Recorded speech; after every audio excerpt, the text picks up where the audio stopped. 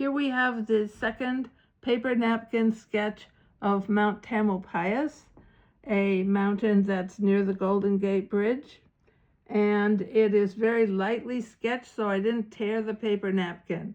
I had nothing else in the car to draw on in terms of paper but paper napkin.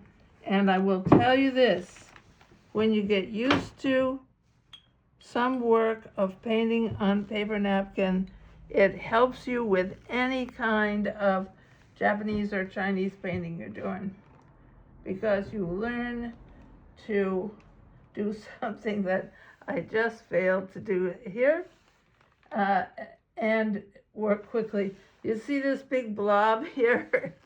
It'll work out because it's the peak of a mountain, but it's wise in terms of any kind of training that we receive for Japanese or Chinese painting or any South Asian painting that uses soft paper to move quickly, because then you don't get blobs where you don't want them, and you can always go back. So this one, my chief desire was to look at the contour of the mountain. It's a volcanic mountain, so it's got this kind of pointy structure. And just to see what happens with it. What we're going to do is, this is the second of two, and when they dry, I'll show you what it looks like to iron them and get the wrinkles out, and then do any kind of touch-up work that you might want. I'm using what is called a red shifted blue for this mountain.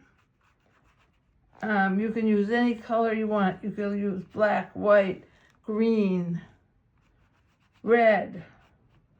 There are some wonderful Japanese artists who paint Mount Fujiyama red, because at certain times of year, in certain light, that's how it looks.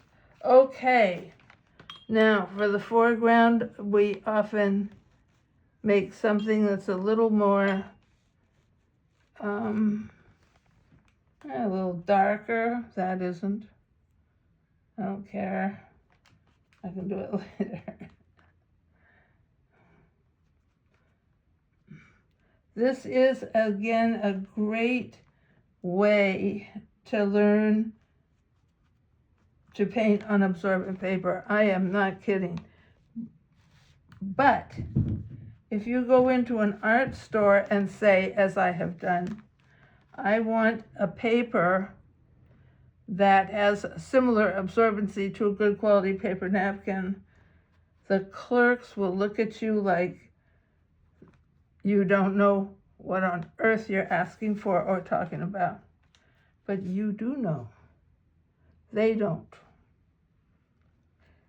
So patience is required. Okay.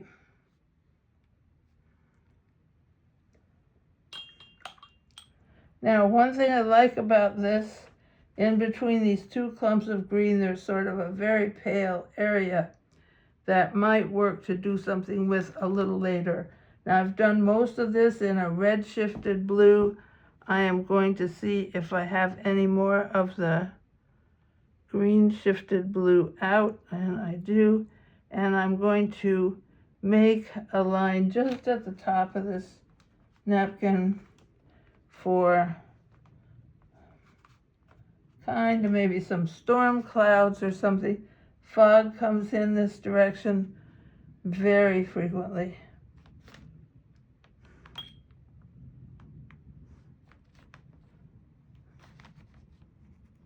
And I let it fold on itself so I don't pull it off. And then I don't like what's going on there. It's too rigid. The shift from the colored area to the plain napkin is too abrupt. And so if I put some water on there, it may help it.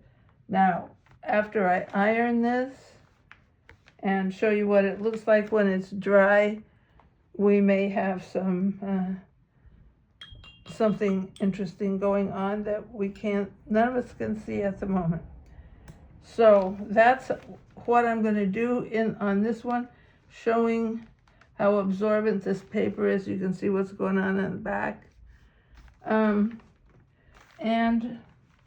we'll take a break, and then on another occasion we'll be back to the carefully ironed paper napkin.